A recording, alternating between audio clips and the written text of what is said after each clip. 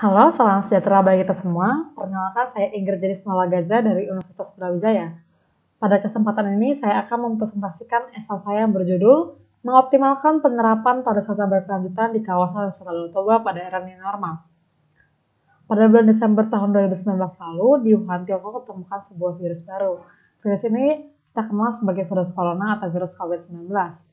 Virus ini mirip dengan SARS dan MERS yang menyerang sistem pernafasan. Namun, penyebaran dan penularan virus ini lebih cepat dibandingkan kedua virus tersebut.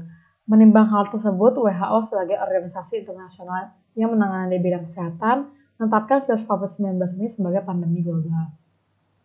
Kemudian, merespon hal tersebut, negara-negara di dunia menerapkan karantina wilayah atau pembatasan jarak antar manusia. Di Indonesia sendiri, pemerintah menerapkan karantina wilayah dengan tingkatan yang berbeda. Misalnya, pada zona merah, pemerintah akan menerapkan PSBB. Tentu saja, PSBB ini berhasil mengubah pola hidup masyarakat dari yang tatap muka menjadi non-tatap muka atau online atau bersifat daring. PSBB ini tentu saja menghambat berbagai sektor kehidupan manusia. Sektor yang terhambat diantaranya adalah sektor pariwisata. Sektor pariwisata ini terhambat karena tentu saja untuk memutus penyebaran virus ini, pemerintah mengambil langkah untuk menutup destinasi wisata. Ketika destinasi wisata ditutup, maka resto dan hotel serta usaha-usaha yang ada di tempat wisata tersebut juga akan tutup. Ketika para pelaku usaha menutup usahanya, maka mereka akan mengalami penurunan omset. Kemudian akan terjadi banyaknya pemutusan kerja pada pekerjanya. Nah, merespon hal tersebut, pemerintah akhirnya mengeluarkan kebijakan baru, yaitu kebijakan new normal. Kebijakan new normal sendiri adalah kebijakan pemerintah untuk bisa membuka kembali sektor ekonomi, sosial, dan kegiatan publik, tapi tetap dengan menerapkan protokol kesehatan. Salah satu destinasi wisata yang akan dibuka pada era new normal adalah kawasan wisata Danau Toba. Perlu diketahui, kawasan wisata Danau Toba merupakan salah satu destinasi wisata super prioritas yang ada di Indonesia. Nah, tetapi pada saat ini membuka kembalinya kawasan wisata Danau Toba ini tentu saja mengalami beberapa masalah. Di antaranya masih adanya stigma negatif dari masyarakat mengenai berpergian jauh ke tempat ramai. Kemudian para pelaku usaha di sana kurang melakukan promosi tentang kawasan wisata Danau Toba tersebut. Pada saat saya menawarkan untuk mengoptimalkan penerapan pariwisata berkelanjutan. Nah, pariwisata berkelanjutan ini dapat diartikan dengan kebutuhan wisata masa kini, tapi tidak mengurangi hak generasi masa yang datang. Kemudian, pariwisata berkelanjutan ini juga menitik beratkan pada menjaga dan melestarikan destinasi wisata dengan memanfaatkan sumber daya yang berkelanjutan. Kemudian juga memiliki prinsip pemerataan dan partisipasi. Diharapkan pariwisata berkelanjutan ini tidak hanya sebagai inovasi dalam bangkit dari pandemi corona ini, tapi juga untuk masa mendatang. Di sini saya menekankan pada partisipasi pemerintah dan partisipasi masyarakat. Partisipasi pemerintah di sini kita dapat melihat pemerintah diharapkan untuk mengedukasi masyarakat tentang protokol kesehatan serta memberikan sanksi yang tegas kepada masyarakat yang tidak patuh terhadap protokol kesehatan. Kemudian diharapkan pemerintah melengkapi fasilitas kesehatan dan tim medis di sejumlah titik di kawasan wisata Danau Toba. Kemudian untuk partisipasi masyarakat dan pelaku usaha, di sini saya selain untuk menyediakan panduan pencegahan virus corona terhadap wisatawan, saya mengacu pada penelitian tahun 2018 yang menyatakan bahwa kekurangan kawasan wisata Danau Toba adalah pengunjung merasa minimnya pemandu wisata dan minimnya jasa penyewaan transportasi.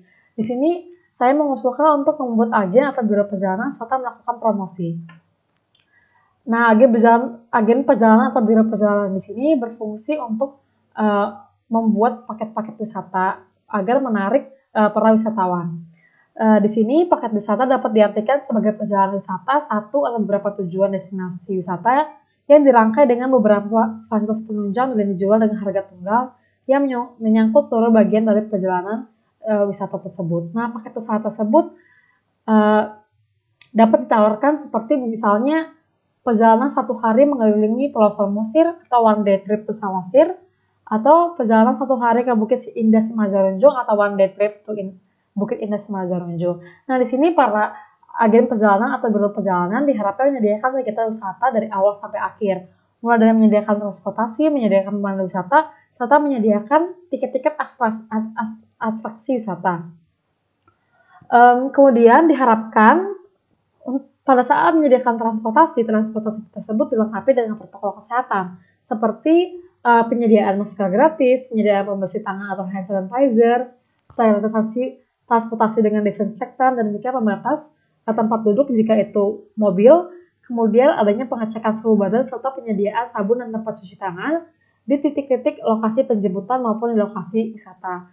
Kemudian di sini untuk pemandu wisata diharapkan partisipasi dari putra-putri daerah untuk menjadi pemandu wisata. Diharapkan juga para pemerintah dan para pegiat wisata di Danau Toba untuk mengedukasi para putra-putri daerah untuk menjadi pemandu wisata agar para wisatawan lebih tertarik lagi untuk belajar tentang tradisi Batak. Kemudian untuk promosi di sini saya menyarankan paket wisata tersebut dikemas dengan menarik lalu disebarluaskan di media sosial dengan tawaran harga menarik serta fasilitasnya. Era cara hidup baru atau new normal menjadi angin segar bagi industri pariwisata untuk pulih dari keterpurukan. Memang ada beberapa masalah yang dihadapi oleh para pelaku usaha di industri pariwisata. Namun jika kita mengoptimalkan penerapan proses berkelanjutan, maka industri pariwisata bisa cepat pulih dari keterpurukan tersebut. Diharapkan para pemerintah, masyarakat, dan pelaku usaha yang berada di kawasan Selat Danau Toba dapat saling bahu-membahu untuk bangkit dari keterpurukan pandemi ini. Pemerintah dapat mengedukasi masyarakat tentang protokol kesehatan, memberikan fasilitas kesehatan, dan mengedukasi putra-putri daerah untuk menjadi pemandu wisata. Masyarakat dan para pelaku usaha sendiri dapat menerapkan protokol kesehatan dan mengedukasi wisatawan tentang protokol kesehatan, juga dapat membuat agen perjalanan dengan mempromosikan paket wisata. Akhir kata, saya ucapkan terima kasih. Salam lestari pariwisata Indonesia.